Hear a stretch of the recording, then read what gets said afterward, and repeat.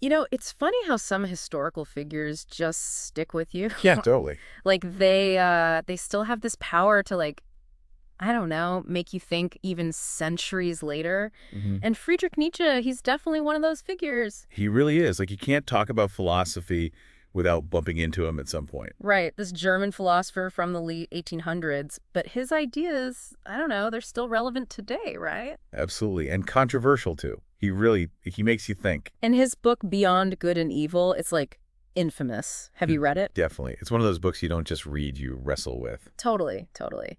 But it's also like this gold mine of insights into like human nature, morality even, Yeah, the whole, like, how we understand the world thing. Nietzsche was all about questioning everything. which is what we're doing in this deep dive, but with a twist. Oh, I like where this is going. So we've got Beyond Good and Evil, classic Nietzsche, but we're also looking at excerpts from this Vietnamese text that's like grappling with his ideas. Whoa, that's so cool. It's like a deep dive within a deep dive. Exactly, a unique lens. So let's just jump right into it.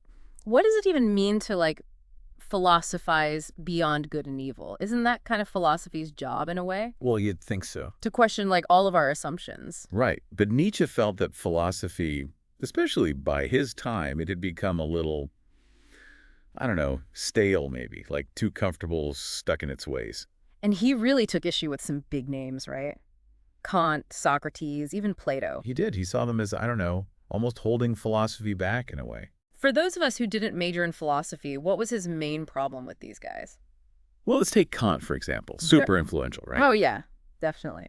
But Nietzsche felt that Kant's ideas, while important, they kind of reinforced this system of morality that Nietzsche saw as limiting. In what way? Like, Kant was all about reason, duty, but for Nietzsche, that missed this whole fundamental part of being human. Our drive, our ambition, our will to power, as he called it. Will to power, that's a Nietzsche classic. Right. It's almost become a catchphrase. But it can also sound kind of aggressive, even scary when you first hear it. It definitely packs a punch, that's for sure. So unpack that for us a bit. It's often misunderstood. Like Nietzsche isn't talking about brute force or, dominating others.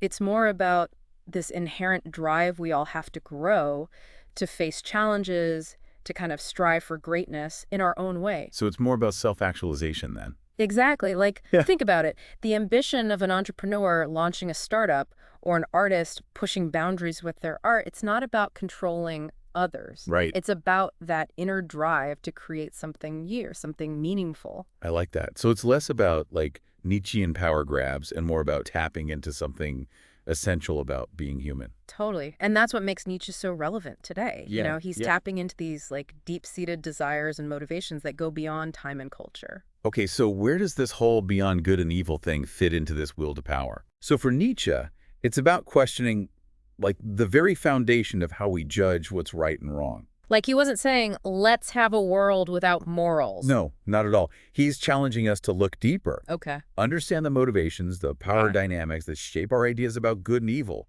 Like, where do those ideas even come from? Whose interests do they really serve? It's almost like he's saying that morality itself is, in a way, a product of this will to power, that it's not this fixed objective thing. Right, exactly. He's shaking things up, making us rethink our assumptions. So if good and evil aren't these, like, fixed things, does that mean they're totally subjective? Like, it's just up to each person to decide. That's where things get really interesting.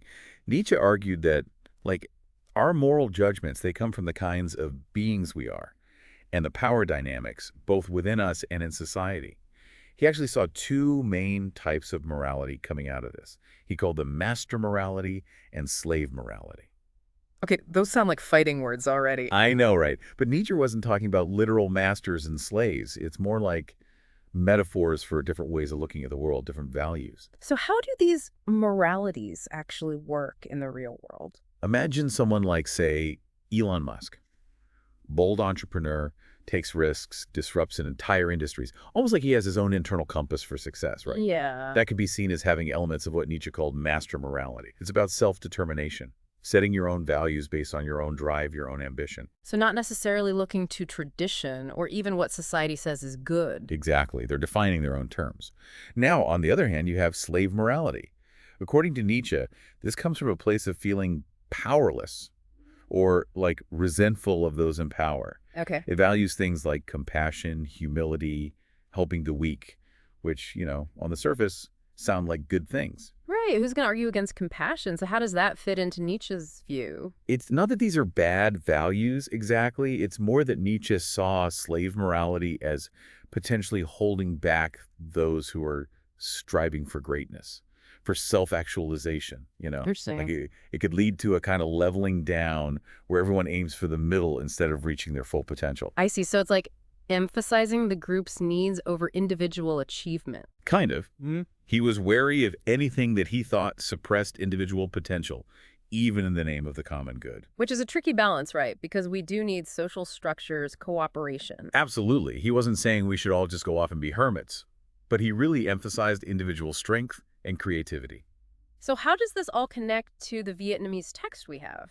Because they bring up this idea of hung ai, which I have to admit I'm not familiar with at all. It's a really cool concept. Hung Ai, in Vietnamese thought, it's often translated as like grand aspiration or vastness of spirit, having this expansive worldview, a commitment to personal growth that goes way beyond just like conventional ideas of good and evil. So would you say it's closer to Nietzsche's master morality then? There are definitely some parallels. But Homei seems to go even further than that.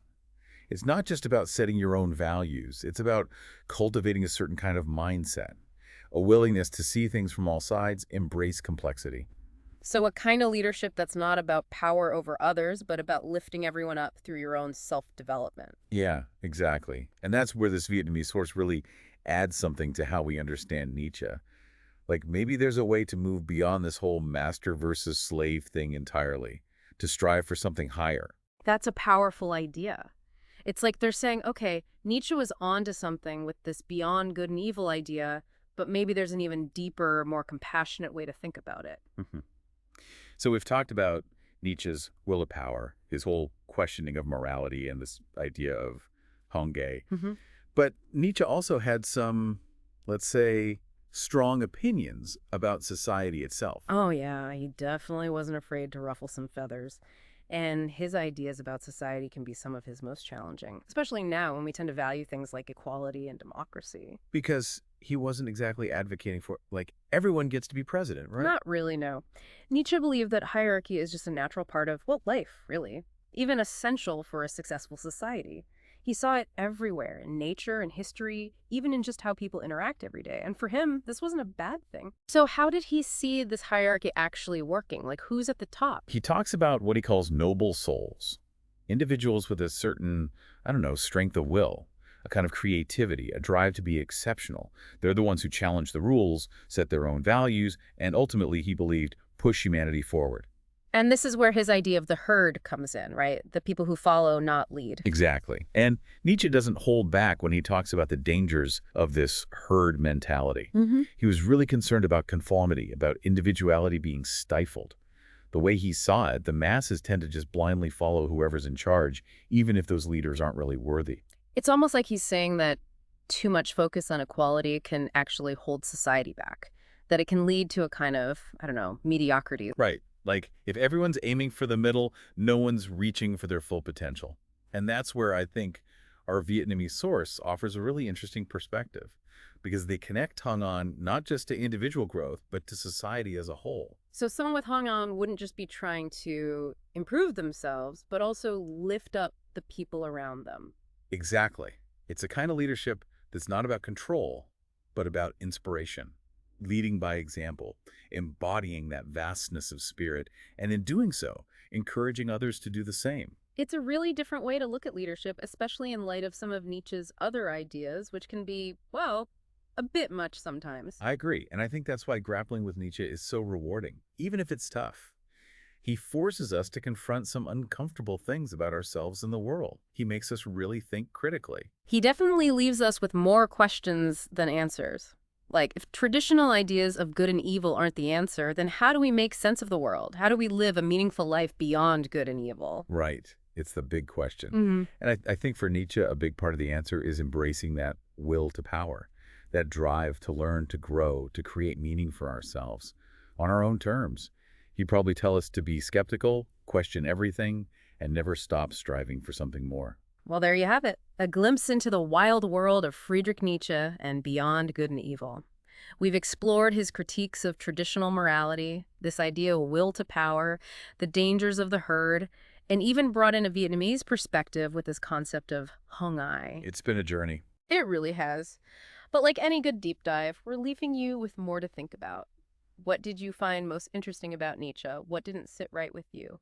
We encourage you to pick up Beyond Good and Evil yourself, give it a read, and see what you discover.